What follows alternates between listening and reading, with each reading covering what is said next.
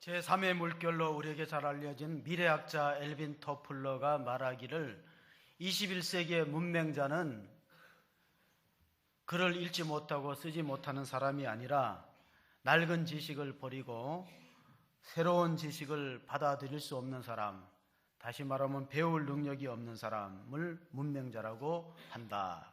그렇게 말했습니다. 스카펙이라는 정신과 의사는 원죄의 뿌리는 생각의 게으름이다. 생각을 조금만 깊이 했더라면은. 그런데 이 생각의 틀이 참으로 중요합니다. 토마스 쿤이라는 과학자가 패러다임 시프트라는 용어를 써서 사람의 생각의 틀이 왜곡되고 부정적이면은 좋은 소식을 넣어줘봐야 그것을 나쁘게 해석을 한다는 겁니다. 예수님의 말씀을 3년 동안 배웠던 사람 중에 가룟 유다는 주님의 말씀을 받아들이기보다가 사탄의 생각을 받아들였습니다. 요한복음 13장 2절에 보면은 이런 말씀이 기록되어 있습니다. 같이 봅시다.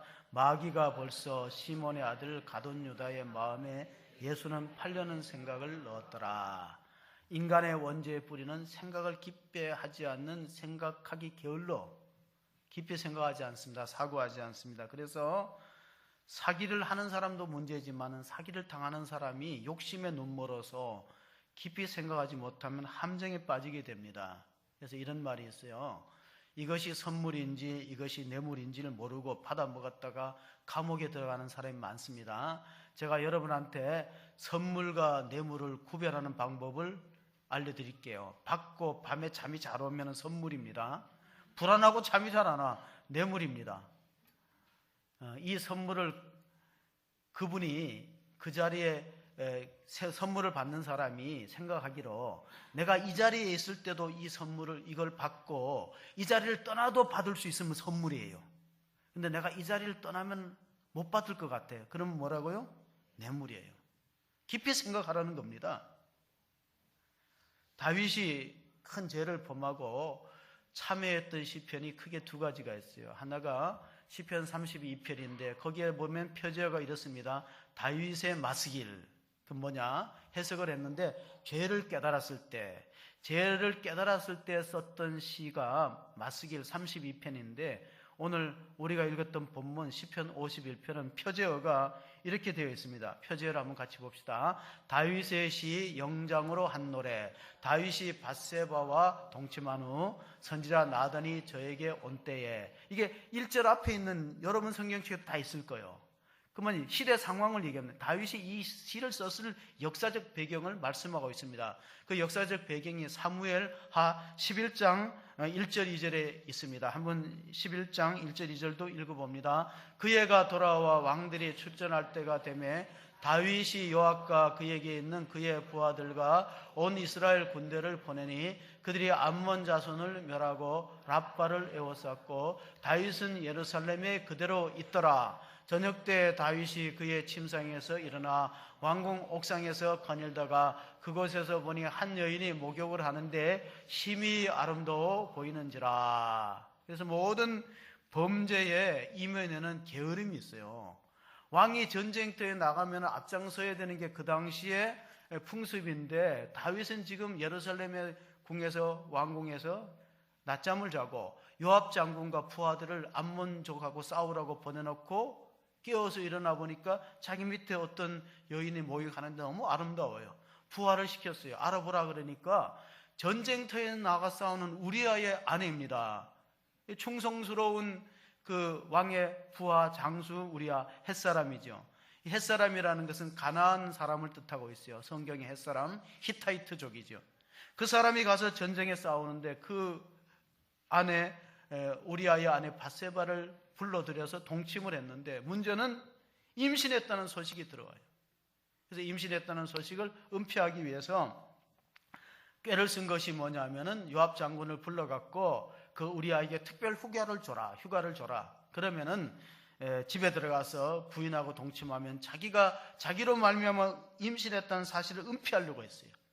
그래가지고 특별 휴가를 보내갖고 들어와서 그동안에 노고를 취한다. 전쟁터에서 얼마나 고생했는가. 그러니까 집에 가서 좀 쉬라고 특별 휴가를 줬는데 사무엘하 11장 11절에 보면요, 이 우리아가 얼마나 충성된 부하인지 이렇게 말합니다.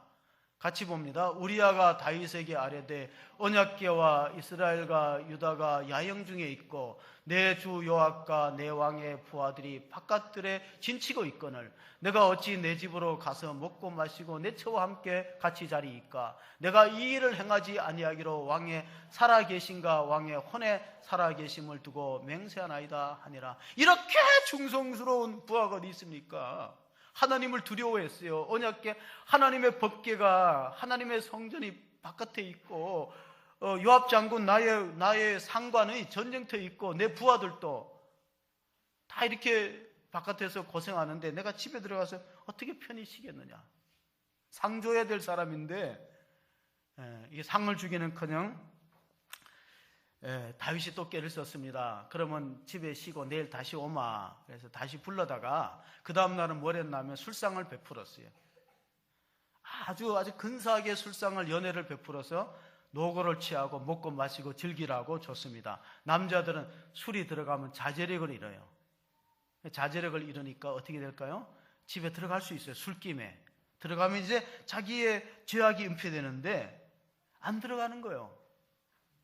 그 술을 아무리 먹여도 정신을 또렷하게 갖고 내 부하들이 이렇게 바깥에서 진치고 나의 상관 요압 장군이 적진에서 피를 흘리고 싸우고 있는데 내가 발 씻고 집에 들어가 잘 수 있느냐 하니까 방법이, 다윗이 깨낸 게 뭐냐면은 사무엘하 11장 14절 15절입니다. 그 본문의 말씀을 한번 주목해 보시기 바랍니다. 아침이 되매 다윗이 편지를 써서 우리아의 손에 들려 요압에게 보내니 그 편지에 써서 이르기를 너희가 우리아를 맹렬한 싸움에 앞세워 두고 너희는 뒤로 물러가서 그로 맞아 죽게 하라 하였더라. 간접살인이죠. 그런데 그 편지를 누가 전달하냐면은 우리아가 자기 상관인 요압 장군한테 전선에 가서 전달하니까 요압 장군이 펴보니까 적진이 치열한 곳에 가서 싸우다가 슬쩍 후퇴해서 우리아를 맞아 죽게 해라. 암몬 족속의 칼에 의해서 죽게 하라. 그러니까 살인죄지요. 간음을 은폐하기 위해서 살인죄까지 저질렀어요. 이 그림으로 그려보면은 이런 모습이 됩니다. 어떤 화가가 그림을 그렸어요. 왕관을 쓴 사람은 다윗이에요. 무릎을 꿇고 편지를 받는 사람은 우리아예요. 서양에서는 우리아의 편지가 뭐냐면 야비한 음모란 뜻이에요. 우리아의 편지라는 수거가 있어요. 그러면 야비한 음모. 저는 이런 생각을 했습니다. 우리아가 정말로 충성된 신하가 아니고 간신이었다면 김새를 치고 편지를 봤을 거예요. 왕이 도대체 요압 장군한테 뭘 기록했을까 보면은 자기 죽이라는 거예요. 도망갔을 거예요. 근데 왜 안 뜯어봤을까? 왕을 신뢰하고 믿었던. 오늘 이 시대에 우리 현대인들이 가장 싫어하는 단어 중에 하나가 죄악이라는 단어래요. 죄악. 죄악이라는 단어가 실존과 위기를 막고 있다 그럽니다. 그런데 교회에서조차도 죄를 해결하라 이렇게 외치는 걸 별로 달가워하지 않습니다. 가만히 보세요. 어떤 우리나라 사람이 이민을 갔는데 자기 집에 구약이 있기 때문에 영어를 써놨대요. 이거 위험하다고. 이 독극물이니까 아이들이 손을 대고 마시면은 위험하니까 데인저라고 썼어요. 근데 영어를 잘 못하는 아들이 그거를 마셨어요. 너 왜 마셨나? 그 위험하다는 글씨가 모르냐 그러니까 그 단 거 아니에요 그랬어요. DANGR을 그냥 단 거로 읽었어. 자, 죄라는 말을 우리가 이렇게 듣기 거북해 하는데 초대교회는요 7가지 대죄라는 리스트를 만들었어요. 그레고리 대죄가 이제 4세기부터 교회가 점점 세속화됩니다. 3세기까지는 교회가 핍박 속에 놓여있기 때문에 순수성을 지켰어요. 근데 4세기부터는 교회가 부유해지고 권력이 들어오니까 그레고리 육서가 7가지 대죄라는 목록을 발표했어요. 천주교는 그걸 아직도 그걸 갖고 있어요. 우리가 작은 죄가 있고 큰 죄가 있는데 대죄라는 건 뭐냐? 치명적인 죄라는 거예요. 7가지라는 건 완전수입니다. 하늘의 수 3가, 삼일체 하나님, 땅의 수 4, 동서남북. 하늘의 수와 땅의 수를 합치면 7이 되고 완전수인데 7가지 치명적인 죄가 뭐가 있냐? 첫째가 교만이에요. 교만. 제가 이제 첫 글자만 보니까 교시분, 탐탐, 개장 7가지예요. 첫 글자만 외우기 좋으라고 말씀은 첫째 번째 교만이에요. 가장 위험한 죄가 교만이다. 두 번째가 뭡니까? 시기. 세 번째가 분노. 네 번째가 탐심. 다섯 번째가 탐식이에요. 많이 먹는 거. 아이고, 해당될 것 같아요. 죄인 중에 개수 해당될 것 같아요. 여섯 번째가 게으름이고 일곱 번째가 정욕이에요. 이게 7가지 대죄라는 리스트를 갖기 때문에 초대교회의 수도사들은 매일매일 일주일에 한 번씩 이 죄와 싸웠대요. 7가지 죄와. 여러분은 그 중에 몇 가지 해당됩니까? 아마 하나도 해당되지 않는 사람은 없어요. 저도 해당이 돼요. 교만한 거. 다윗이 왜 범죄했냐면요, 교만하고 게을렀어요. 왜? 나라의 왕이 되어갖고 이만하면 살만하니까. 남자들이 언제 죄 짓나면 중년기 때 죄 지어요. 중년기에 해당되는 사람들 손 드시라면 안 되고, 잘 생각해 보세요. 살만하다는 거예요. 편안하다는 거예요. 유혹이 찾아옵니다. 또 게으르면은 청교도들은 이런 말이 있어요. 게으름은 사탄의 공작실이다. 게으른 데서 모든 범죄가 생긴다는 거예요. 교만한 데서, 게으른 데서. 7가지 죄와 싸워야 되는데 결국은 다윗은 다른 면에서는 깨끗했어요. 사울 왕은 돈에 약한 사람이었어요. 참 물질에 탐욕이 있고 전리품을 멸하지 않고, 그리고 명예에 되게 관심이 많습니다. 사람들이 나한테 뭐라고 말하느냐가 사울 왕은 참으로 중요해요. 백성들이 이렇게 노래를 불렀어요. 여인들이. 사울이 죽인 자는 천천히요, 다윗이 죽인 자는 만만이다. 굉장히 불쾌하게 생각해. 자존심이 상했습니다. 다윗을 제거해야 되겠다. 사울 왕은 그게 약해요. 근데 다윗 왕은 또 인정과 이성에 약해요. 사람은 다 약한 부분이 있습니다. 그래서 역사적으로 성자일수록 참여록을 씁니다. 오늘 시편 51편은 다윗의 참여록이에요.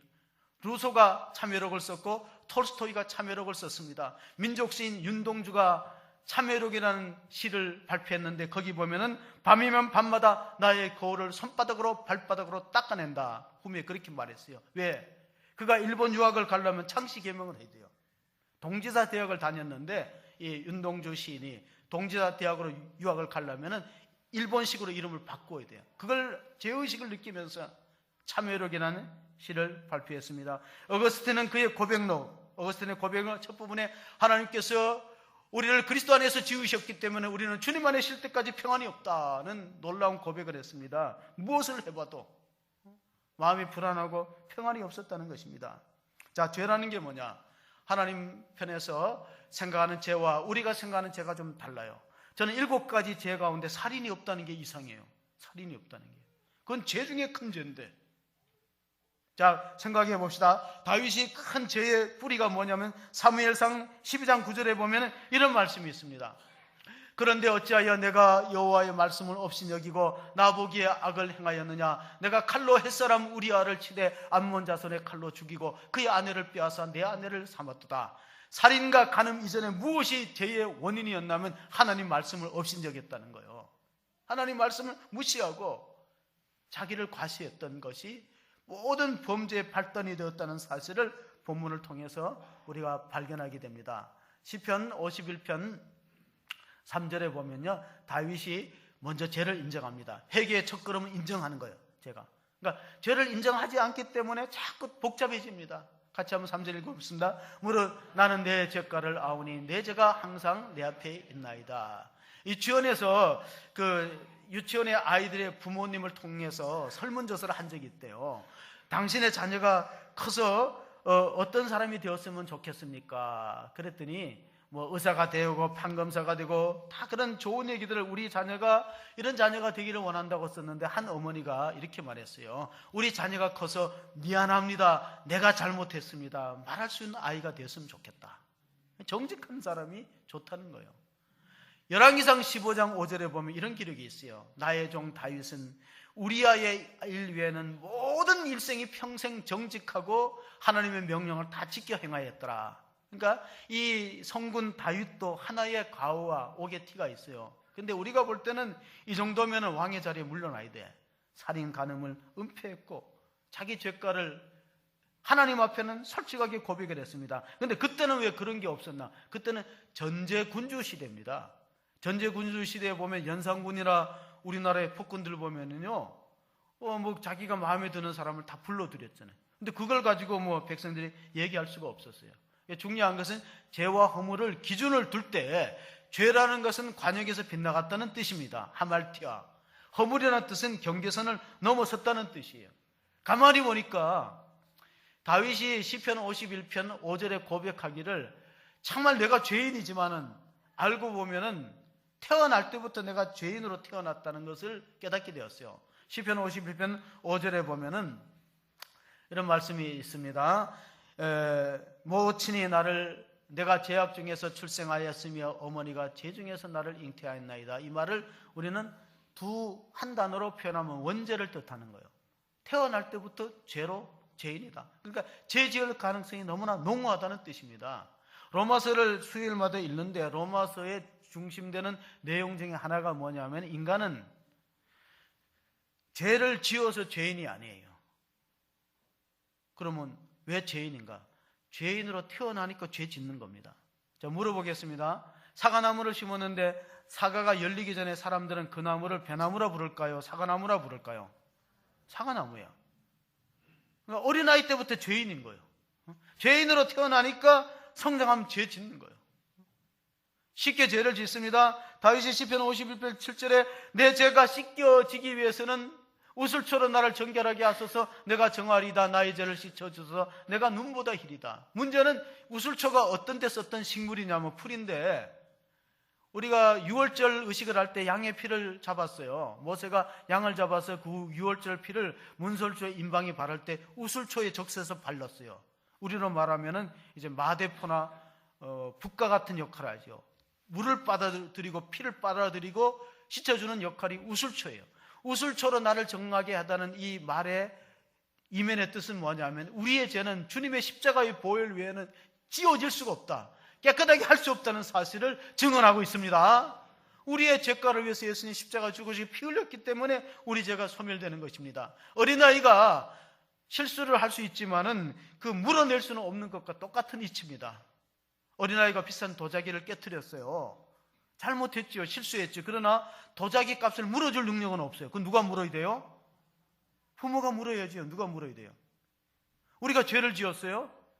이 죄값을 깨끗하게 씻고 청산하는 건 누가 해요? 하나님이 하시죠. 우리가 믿음으로 구원받는 원리가 바로 거기 있어요. 우리가 시편 오늘 본문에 처음 시작되는 말씀을 보면요, 다윗이 하나님 앞에 이런 기도를 드렸어요. 10절, 11절 말씀의 기도를 봅시다. 하나님이여 내 속에 정한 마음을 창조하시고 내 안에 정직한 영을 새롭게 하소서. 나를 주 앞에서 쫓아내지 마시며 주의 성령을 내게서 거두지 마소서.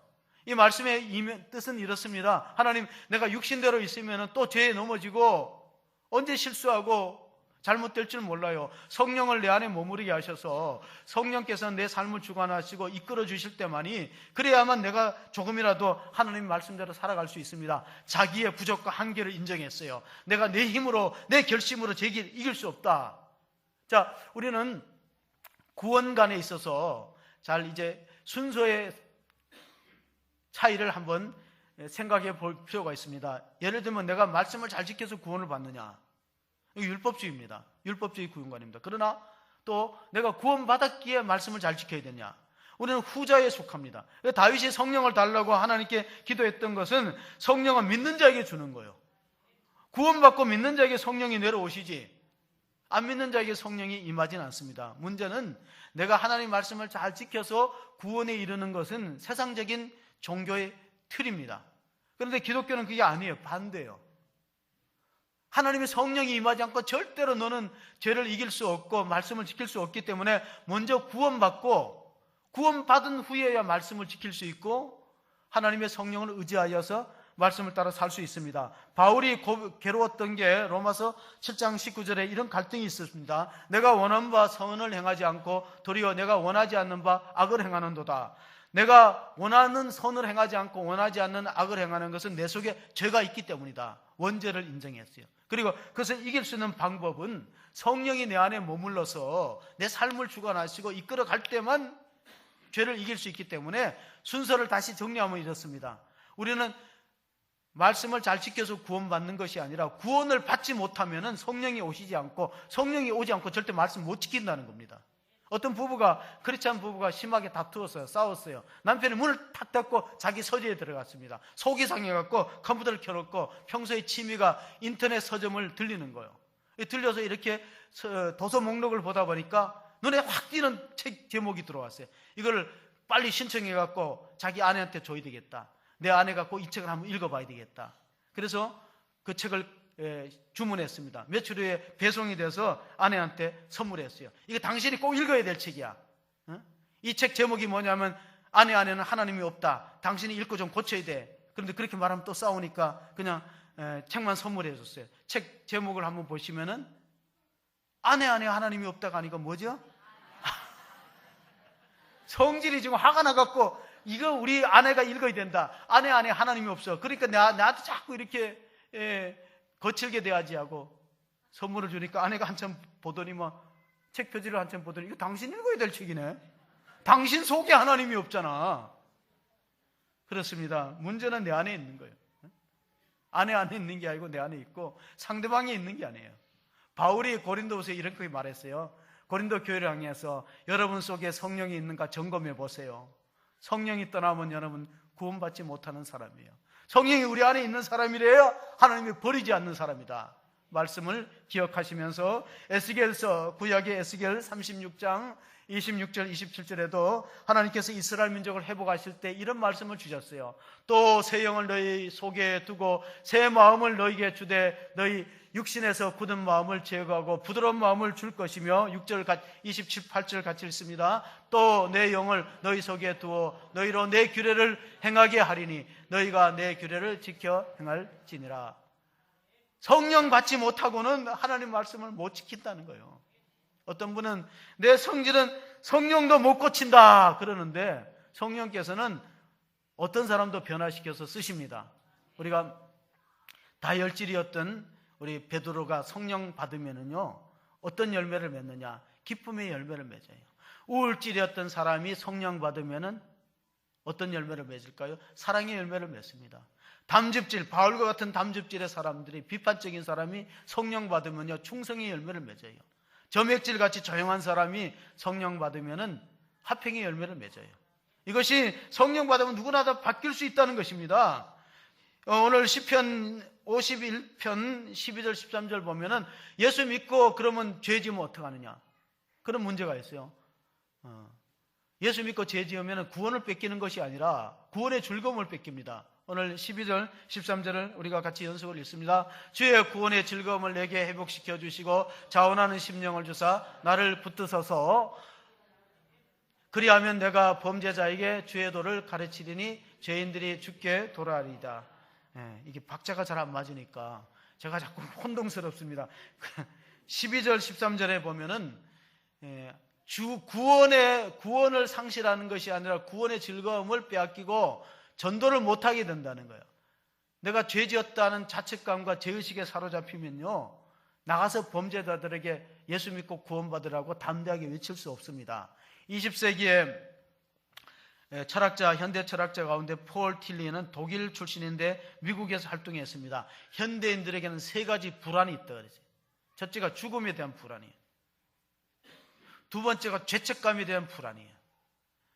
세 번째가 삶의 무의미, 인생이 허무하다는 불안이 있어요. 죽음의 불안 때문에 공황장애가 많이 생깁니다. 자꾸 나쁜 쪽으로 생각해요. 답답하고 두려워요. 죄책감의 불안 때문에 많은 사람들이 입원해 있어요. 정신과 의사가 이렇게 말한 적이 있어요. 우리 병원에 입원한 정신병원 치료받는 사람 중에 당신의 죄가 하나님이 완전히 깨끗하게 용서해 줬다는 확신이 있으면요 그날로 70%는 퇴원할 수 있대요.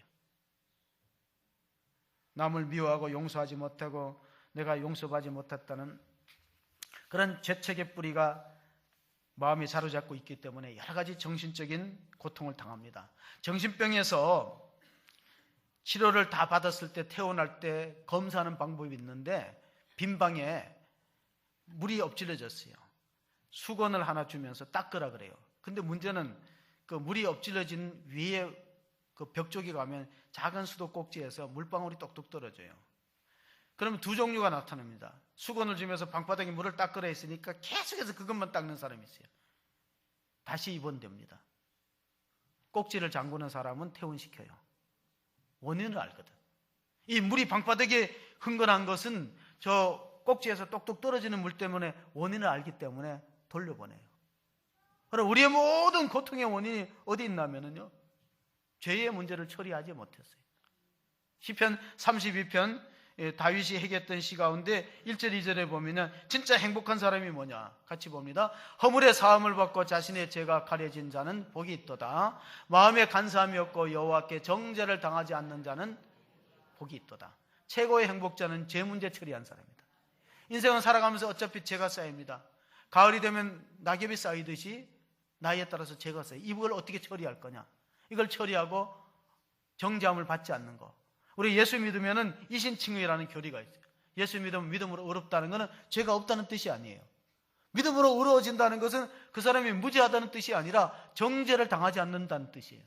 그런 사람은 어떤 축복이 있습니까? 32편 5절에 보면요, 그런 사람은 이런 자복하는 단계가 있습니다. 내가 이르기를 내 허물을 여호와께 자복하리라 하고 주께서 내 죄를 아뢰고 내 죄악을 숨기지 아니하였더니 곧 주께서 내 죄악을 사하셨나이다. 불행한 사람은요, 죄를 자꾸 감춰요.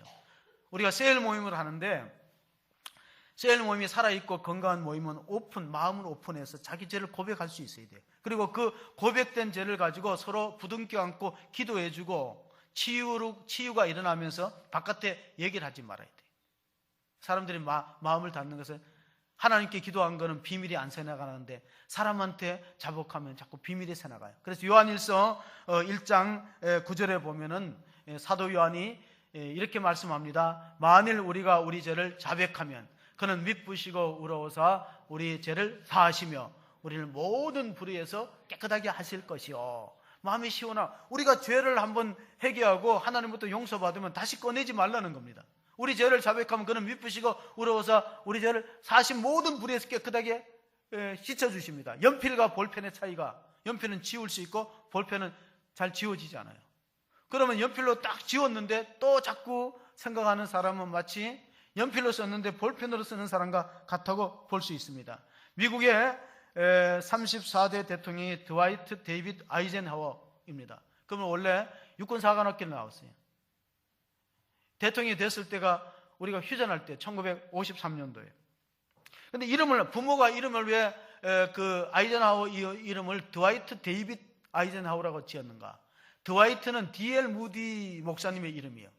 훌륭한 부흥사였던 D.L. 무디 목사님의 이름을 드와이트 무디를 따서 지었고, 또 하나는 데이빗은 다윗을 말하는 거예요. 여러분, 영어의 데이빗은 다윗이에요.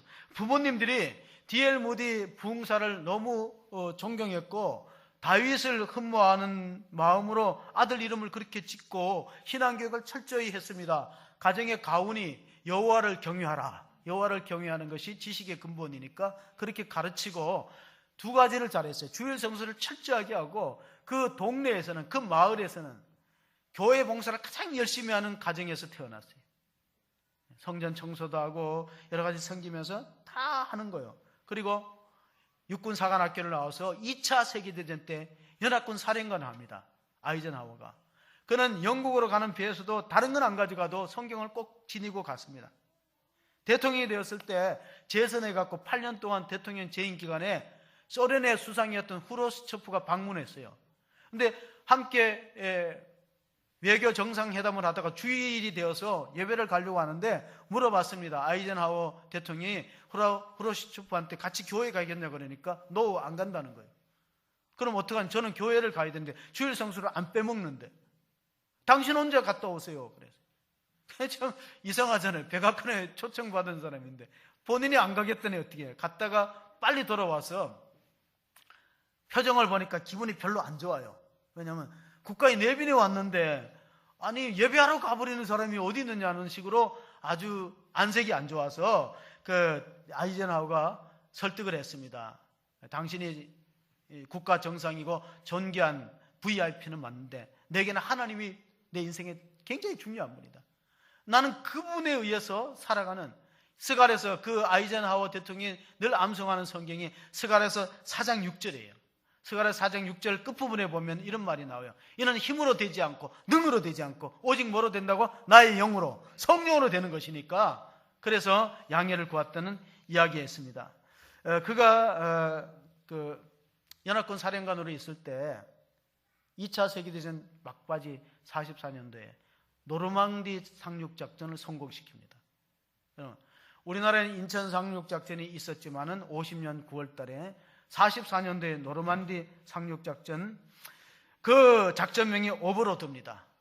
길을 넘어서 오버로드. 우리나라는 그 인천 상륙작전의 그 작전명이 크로마이트였어요. 그리고 첫 버전의 작전명은 엑스레이. 그러니까 한국 사람들이 앞장서서 상륙작전이 잘 되도록 희생을 했던 것이죠. 그래서 결국은 연합군이 승리했습니다. 노르망디 상륙작전이 성공함으로 인천 상륙작전의 성공률이 5,000분의 1이래요. 5,000대 1. 그건 하나님이 주신 기회죠. 우리 민족을 공산화시키지 않기 위해서. 그래서 그가 결국은 그 2차 세전을 승리했을 때 히틀러는 자살로 인생을 마쳤어요. 그리고 아이젠하워는 이제 대통령이 되었고, 피터 드러커라는 경영학을 만든 학자가 이렇게 말합니다. 세상에는 두 가지 리더십이 있는데 히틀러와 같은 카리스마 리더십, 그리고 아이젠하워 같은 리더십이 있는데 정말로 필요한 리더십은 아이젠하워 같이 온화하고 신뢰를 주는 사람이다. 그런 사람이 지도자다. 그는 오클랜드 육군병원에서 죽기 전에 빌리그램 목사님이 신방을 받았어요. 30분 예배를 드리고 가려는 빌리그램 목사님을 붙들고 이렇게 요청했습니다. 내가 아직도 하나님 만날 준비가 안 되어 있으니까 나를 좀 도와달라고, 더 있어달라고. 그래서 그 빌리그램 목사님 옆에서 성경을 계속 읽어주면서 우리가 하나님 앞에 설 수 있는 것은 우리의 공로와 자기 의가 아닙니다. 예수님이 각하를 위해서 십자가에 못 박혀 죽으시고 그 십자가의 피가 우리 죄를 다 씻어서 정하게 해서 우리가 사죄의 은총을 받고 하나님 나라 가는 거니까, 오직 내가 길이요 진리요 생명이니 나를 믿지 않고는, 나를 의지하지 않고는 하나님 나라 갈 자가 없으니 주님을 의지하세요 하고 계속해서 성경으로 권면했더니 그제서야 이 아이젠하워가 이제는 내가 죽을 준비가 됐습니다. 그렇게 눈을 감았다는 것입니다. 여러분, 많은 사람들이 노후 설계에 관심이 있어요.